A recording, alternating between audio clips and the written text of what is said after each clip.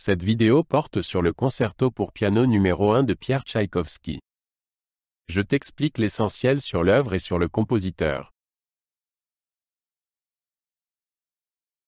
Peter Tchaïkovski était un célèbre compositeur russe du XIXe siècle. Il est connu pour sa musique riche en émotions et en mélodies. Tchaïkovski a composé des symphonies, des opéras, des ballets et des concertos. Nombre de ses œuvres font aujourd'hui partie des pièces classiques les plus populaires. Il a eu une grande influence sur la musique de son époque et au-delà. Le concerto pour piano numéro 1 en si mineur est l'une des œuvres les plus connues de Pierre Tchaïkovski. Composé en 1874, il est particulièrement connu pour son ouverture impressionnante. Composé de 3 mouvements, le concerto est célèbre pour sa difficulté technique et sa profondeur émotionnelle. Il a connu un succès immédiat et continue d'être joué dans le monde entier aujourd'hui. Le concert dure environ 35 minutes. Contrairement à un opéra ou à un ballet, un concerto pour piano n'a pas d'intrigue. Au lieu de cela, tout tourne autour de la musique et de l'interaction entre le soliste et l'orchestre. Le concerto pour piano numéro 1 commence par un thème puissant et majestueux, joué conjointement par l'orchestre et le piano. Le deuxième mouvement est lyrique et calme, tandis que le troisième mouvement est rapide et virtuose. Chaque mouvement a sa propre ambiance et son propre caractère. La musique du concerto pour piano numéro 1 est riche et pleine de contrastes. L'œuvre commence par un thème d'ouverture célèbre et puissant. Tchaïkovski a utilisé le piano pour exprimer une grande variété d'émotions, du lyrisme le plus délicat au drame le plus passionné. L'orchestration soutient et complète parfaitement la partie de piano. Le concerto est techniquement exigeant et requiert un grand savoir-faire de la part du pianiste.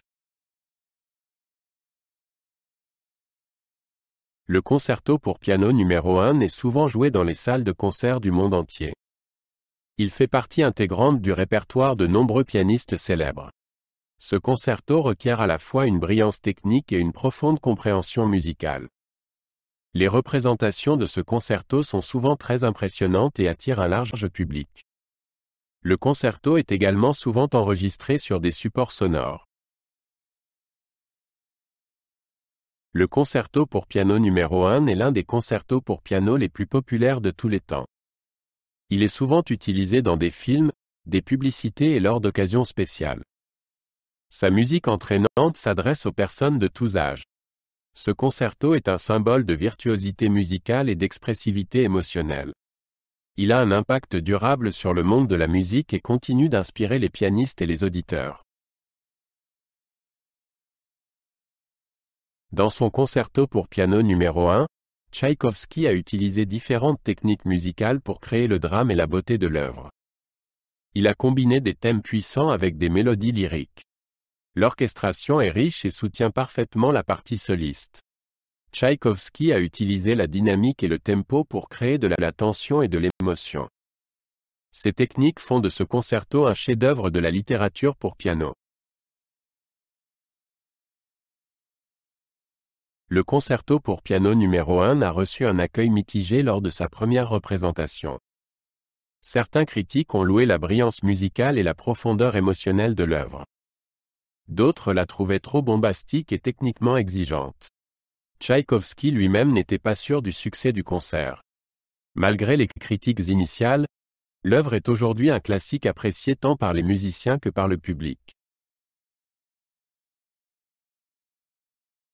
Le concerto pour piano numéro 1 est une œuvre majeure dans l'œuvre de Tchaïkovski. Il montre sa capacité à écrire de la musique émotionnelle et techniquement exigeante. Le concerto reste une partie importante du répertoire classique et est joué dans le monde entier. Il continue d'inspirer de nouvelles générations de musiciens et d'auditeurs. Le concerto pour piano numéro 1 est un chef-d'œuvre intemporel de l'histoire de la musique.